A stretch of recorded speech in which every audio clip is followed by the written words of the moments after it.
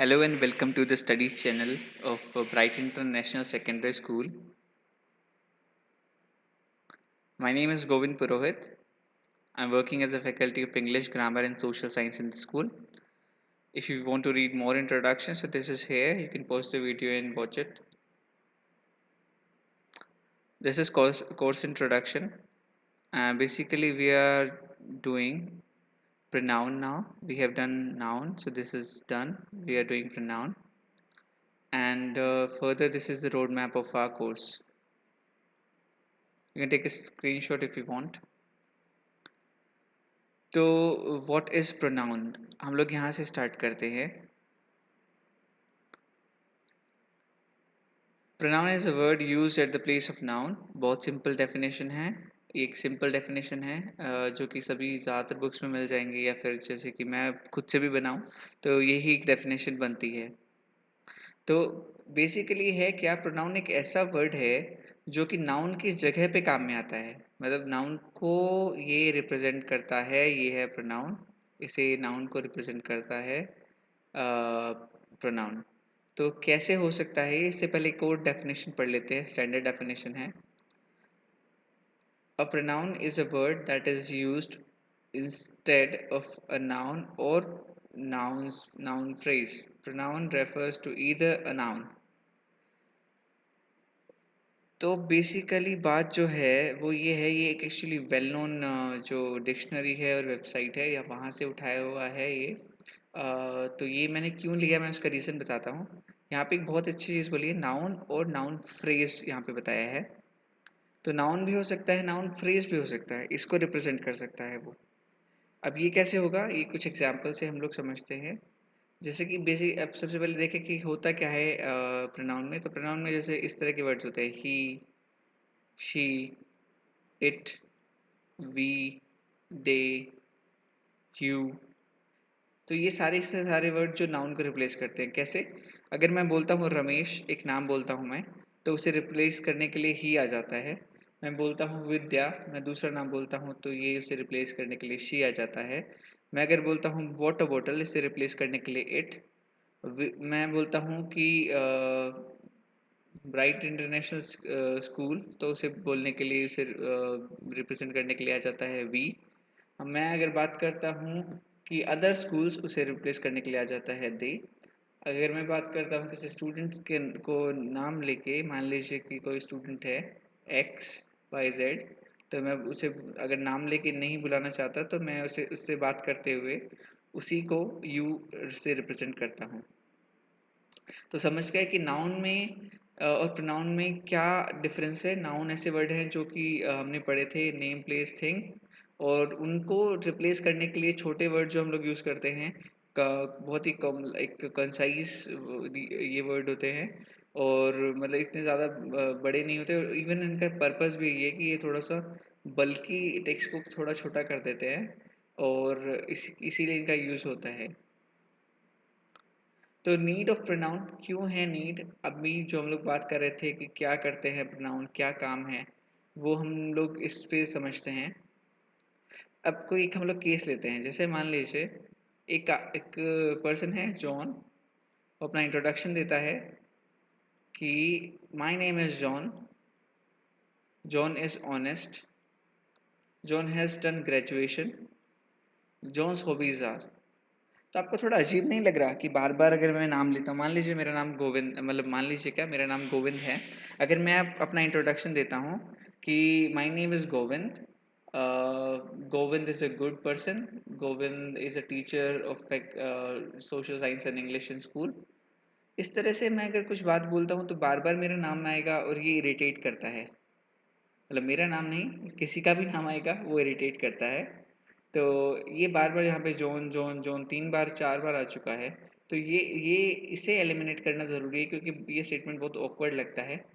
इसे एलिमिनेट करने के लिए हम लोग कुछ वर्ड लाते हैं, जो सॉल्यूशन है हमारा. My name is John, I am honest, I have done graduation, my hobbies are. तो ये आपने जनरली सुना होगा, बहुत बार सुना होगा. जब आप स्कूल असेंबलीज में भी बात करते हैं तो आप पहली लाइन में अपना नाम लेते हैं, दूसरी लाइन में आई एम का यूज़ करते हैं. तो यही सही यूज़ है. और ये इसका यूज़ इसकी ज़रूरत क्यों पड़ी? मैं एक एग्ज़ाम्पल लेता हूँ। हमारे जो एक्स प्रेसिडेंट थे एपीजे अब्दुल कलाम, उनका नाम बहुत बड़ा है। एक्चुअली मैं पहली सॉरी बोलता हूँ अगर मैं कुछ नाम को गलत बोलता हूँ तो। उनका नाम है अबुल बकीर ज़ैनुल आबिदीन अब्दुल कलाम। अगर मान लीजिए वो पूरा नाम लिखते हैं बार-बार कि इसी सेंटेंस में अगर उनका नाम होता, माय नेम इज़ अबुल बकीर Zainul Abidin Abdul Kalam, Abul Bakir Zainul Abidin Abdul Kalam is honest. And then again the same thing. Abul Bakir Zainul Abidin Abdul Kalam has done graduation. And ये वापस तो बहुत मुझे बोलने में आप समझ रहे हैं कि कितनी 2-3 बार बोल रहा हूँ तो मुझे कितनी प्रॉब्लम हो रही है। तो इसे बार-बार लिखने में और एक ही नाम को बार-बार पढ़ने में काफ़ी प्रॉब्लम होती है। इसे एलिमिनेट करने के लिए हमने यूज़ किया है प्रोनाउन। तो ये एक तरह से सॉल्यूशन की तरह काम करता है, जो नाउन के सॉल्यूशन के फॉर्म में काम करता है और ये रिप्रेजेंट करता है नाउन को।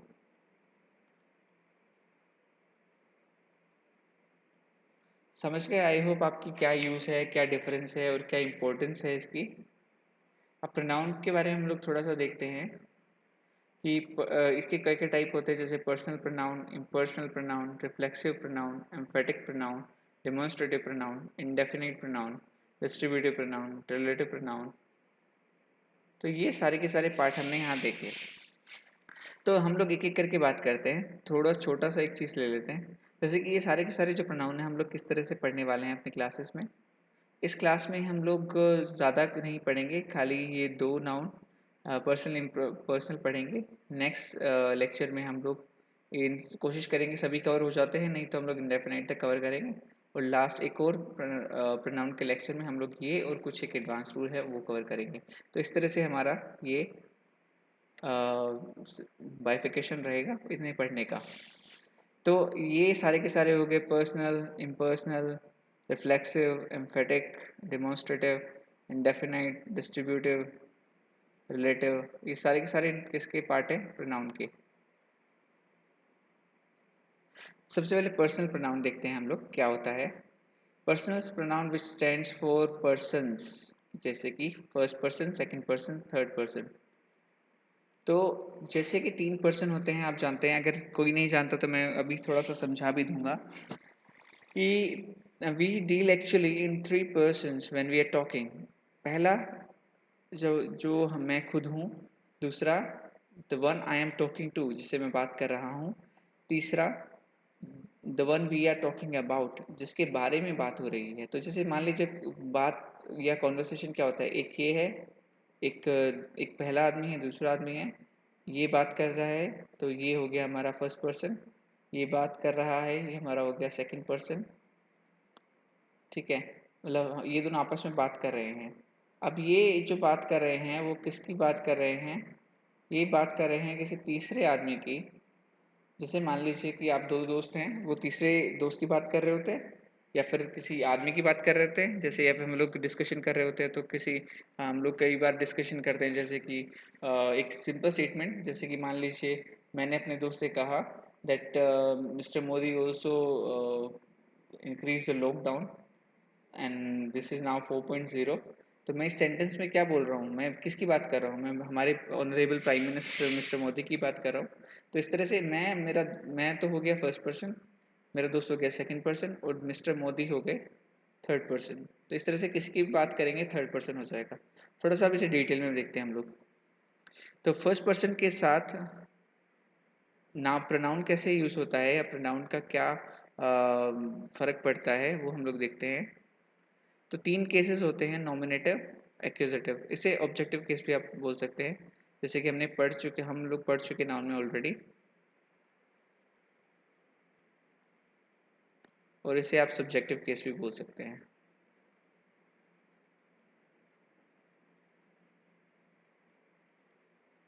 अब रही बात इसकी, तो प्रोग्रेसिव केस बेसिकली हम लोग बात करें तो इसका एक और जो मतलब निकल के आता है वो आता है पजेसिव केस। मतलब मेरे पास कोई चीज़ है तो उसे बताने के लिए, उस चीज़ को बताने के लिए मैं इसका यूज़ करता हूँ, डेमोन्स्ट्रेट करने के लिए मैं प्रोग्रेसिव केस यूज़ करता हूँ, जैसे कि माई, माइन, आर, आवर। अब इसको थोड़ा सा हम लोग एक बार पढ़ लेते हैं सभी। कि क्या होता है। जैसे कि नॉमिनेटिव केस में बात करें, सब्जेक्टिव केस में, तो फर्स्ट पर्सन में क्या क्या आ जाता है, आई वी, या तो मैं हूँगा फर्स्ट पर्सन, या हम होंगे। दूसरा, प्रोग्रेसिव में मैं बात करूँगा तो मैं बात करूँगा मेरा, this is my pen, this pen is mine, और या फिर this is our pen and this pen is ours. तो ये हो गया हमारा पजेसिव केस, जिसमें हम लोग चीज़ों पे अधिकार जमाते हैं। एक्यूजेटिव केस या ऑब्जेक्टिव केस में ये हो गया हमारा मी एंड अस, जैसे कि ही सेंड मी दिस लेटर, और या फिर हम लोग बात करते हैं he told us this thing. तो इस तरह के सेंटेंसेस आ जाते हैं हमारे एक्यूजेटिव में, जो कि ऑब्जेक्टिव है। तो सब्जेक्टिव फॉर्म हो गया, ऑब्जेक्टिव फॉर्म हो गया, और पजेसिव फॉर्म हो गया। ठीक है, आप लोग समझ हो गए आई होप।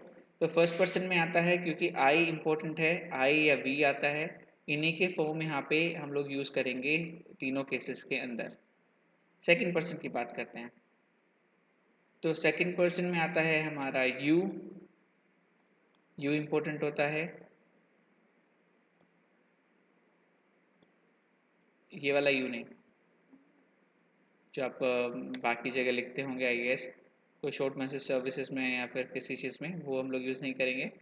तो मैं जो बात कर रहा था वो हमारा यही यू था, तुम वाला यू या आप वाला यू। तो इसका सब्जेक्ट क्या बनेगा, सब्जेक्ट तो यू ही बनता है। इसका प्रोग्रेशन क्या होगा, तुम्हारा, योर, या फिर अगर हम दूसरी तरीके से बोले तो तुम्हारा, योर्स। तो ये हो गया हमारा progressive possessive case, progressive case. अब इसे थोड़ा सा समझते हैं कि इस तरह के इसका सेंटेंस क्या रहेगा। मान लो कि इसमें मैं सेंटेंस की बात करूं, तो उससे पहले चलिए एक बार ऑब्जेक्टिव भी देख लेते हैं। ऑब्जेक्टिव भी यू ही रहता है। अब इनके सेंटेंसेस की बात मैं कर लेता हूँ।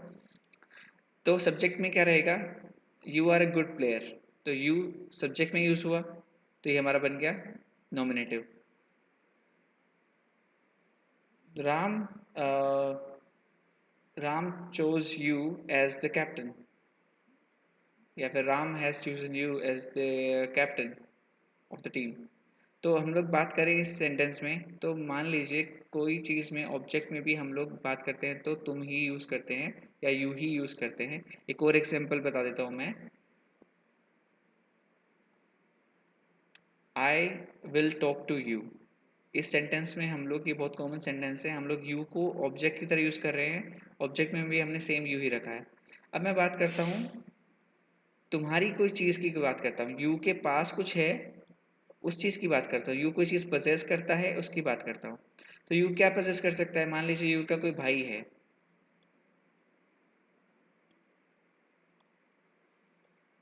ठीक है, तो यू का कोई भाई है, तो हम लोग क्या बोलेंगे कि अब कि भाई है ना, तुम्हारा भाई अच्छा नहीं है, so I have enmity with your brother. मेरी जो शत्रुता है वो तुम्हारे भाई से है। ठीक है, तो ये जो चीज़ है हमने योर यूज़ किया, यहाँ पे योर्स कैसे यूज़ करेंगे, इसे पैसिव जब हम लोग बनाते हैं, सेंटेंस को उल्टा बनाते हैं, तो हम लोग यूज़ करते हैं कैसे, जैसे कि my enmity is with brother of yours, इसे ऐसे यूज़ कर सकते हैं। तो हम लोग इसे यूज़ करते हैं दोनों को ही, जनरली ऑब्जेक्टिव या सब्जेक्टिव, जनरली इसे तो ऑब्जेक्टिव केस में ही यूज़ करते हैं हम लोग। और पर ये होता प्रोग्रेसिव है या पजेसिव है, मतलब चीज़ों पे अधिकार जमाने के लिए काम में आता है। प्रॉपर ऑब्जेक्टिव केस हमारा अक्यूजेटिव होता है। थर्ड पर्सन की बात करें, सॉरी सेकंड पर्सन की बात करें, आई थिंक ये थर्ड है, ये यहाँ पे मिस प्रिंट है। कुछ ना कुछ एक टाइप तो रह ही जाता है, टाइपो एरर, तो ह्यूमन फंक्शन में कुछ एरर रहेगा ही। ये थर्ड पर्सन हो गया हमारा।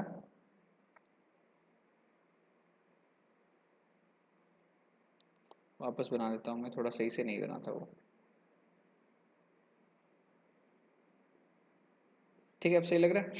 तो हाँ, हम लोग आगे चलते हैं।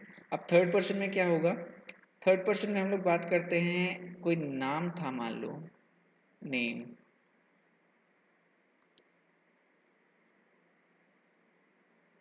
अब वो नाम किसका हो सकता है, या तो वो हो सकता है मेल, या वो हो सकता है फीमेल, या वो नाम हो सकता है किसी चीज़ का, जैसे कि मान लीजिए पार्ले जी, तो ये तो चीज़ हो गई, तो ये हो गई थिंग।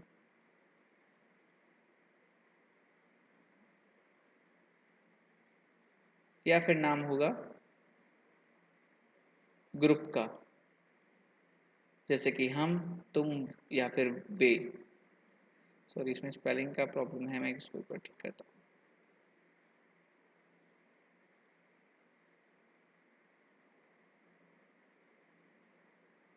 ठीक है, तो ग्रुप। अब मेल के साथ हम लोग यूज करेंगे हमेशा ही यूज करेंगे। फीमेल के साथ यूज करेंगे हम लोग शी। किसी भी तरह की थिंग होगी उसके लिए हम लोग यूज करेंगे इट। और इस किसी भी तरह के ग्रुप के लिए हम लोग यूज करेंगे, थर्ड पर्सन का ग्रुप है तो वही होगा, तो हम लोग उन्हें वो यूज करेंगे दे। तो आई होप आप ये समझ गए होंगे, इसमें कोई प्रॉब्लम नहीं होगी। तो नेम वाला जो मैंने सोर्ट कर दिया आपको। अब इसका फर्स्ट, ये सारे के सारे हमारे पास आ गए। फाइनल प्रोडक्ट क्या है हमारे पास? He she it they. He she it they. तो इस ही शी इट दे में हम लोग, ये हो गया हमारा सब्जेक्टिव केस, ये सब्जेक्ट में काम में आता है। He is a good boy, she is a good girl, it is a good pen, they are good people. Okay.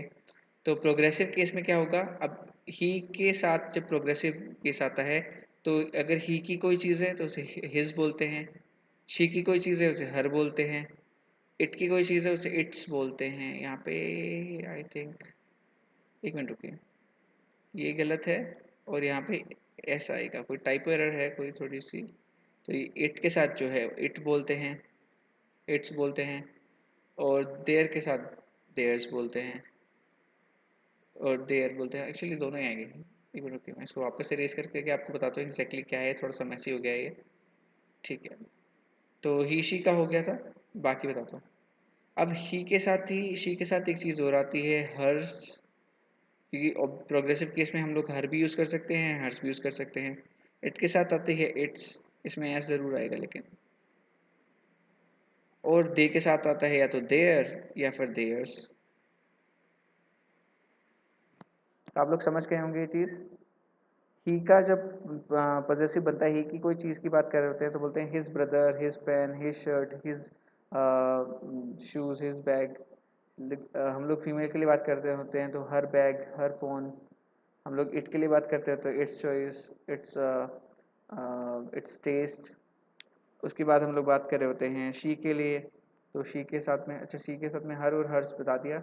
और दे के साथ में देयर यूज़ करते हैं, देयर्स भी यूज़ करते हैं, दोनों प्रोग्रेसिव केस है। पैसिव में ये यूज़ करेंगे, एक्टिव में हम लोग देयर ही यूज़ करेंगे। तो इसे थोड़ा सा मैं इसे इरेज करता हूँ, थोड़ा मैसी हो गया वापस।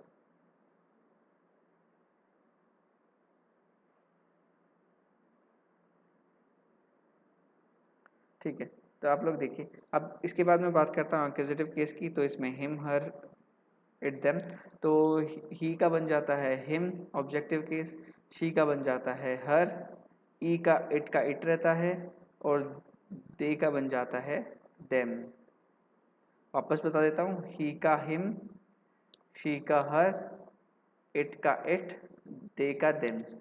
तो आप इसमें कंफ्यूज ना हो कि ही का हिज बनेगा कि हर। अगर प्रोग्रेसिव है, पॉजेसिव केस है, उसकी किसी चीज़ की बात कर रहे हैं तो हिज बनेगा। ऑब्जेक्ट की बात कर रहे हैं, ऑब्जेक्टिव केस में लगा रहे हैं तो हमारा बनेगा his. Same with her, same with them. ठीक है, तो आपको समझ में आ गया होगा। एग्जाम्पल्स ले लेते हैं, फर्स्ट पर्सन के एग्जाम्पल्स लेते हैं। I own this pen, subjective case हो गया। दिस पेन इज माइन, ये देखिए हमारा हो गया पॉजेसिव केस। ये ऑब्जेक्ट में तो है लेकिन ये पॉजेसिव केस है, ये अपने पेन की बात कर रहा है, ये अधिकार जमा रहा है। This pen is belong to me.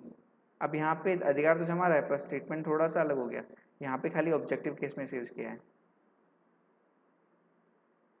You wrote this book, subjective. This creation is yours, हमारा हो गया पॉजेसिव। और हमारा this book is written by you, ये हमारा हो गया ऑब्जेक्टिव केस। थर्ड पर्सन की बात करें, she will work in Paris, ये हो गया फर्स्ट, ये हमारा subjective case. It's her will to work in Paris, ये हमारा हो गया progressive case. To work in Paris is wish of her, ये हमारा हो गया ऑब्जेक्टिव केस। तो आई होप आपको समझ में आ गया होगा यूज़। तो अगर मैं बात करूँ सब्जेक्टिव ऑब्जेक्ट की बात ना करूँ तो ये हो गया हमारा नॉमिनेटिव, ये हो गया हमारा प्रोग्रेसिव, ये हो गया हमारा एक्यूजेटिव। इम्पर्सनल प्रोनाउन की बात करते हैं। The word which is not related to personal verb is known as impersonal. तो पर्सनल वर्ब से रिलेटेड नहीं, मतलब कि पर्सनल वर्ब में क्या आता है, फर्स्ट, सेकेंड और थर्ड पर्सन, इनसे रिलेटेड नहीं है। इसका मतलब क्या है, ये नहीं होने चाहिए, सारे कलेक्टिवली नहीं होने चाहिए, तो हमारा हो जाता है impersonal. For example it rains. तो अब आप ये देखिए कि इट रेन्स की मैं बात करूं तो बारिश में किसी का कोई काम है, आपने बारिश की नहीं, बारिश अपने आप हो गई। तो जो चीज़ें अपने आप होती है, जिस पे आपका कोई कंट्रोल नहीं है, फर्स्ट सेकंड थर्ड पर्सन का, उसे हम लोग बोलते हैं इम्पर्सनल प्रोनाउन। इट्स नोज, जो हमें बारी बर्फ गिरती है वो, तो ये अब चीज़ें अपने आप होती हैं, तो नेचुरल फिनोमेना इसके अंदर आ जाते हैं। रेफरेंस जो मैंने ऑलरेडी आपको बताया हुआ है। किसी भी तरह की क्वेरी के लिए आप कमेंट कर सकते हैं यूट्यूब के कमेंट बॉक्स में, और you can reach out to the school. Thank you.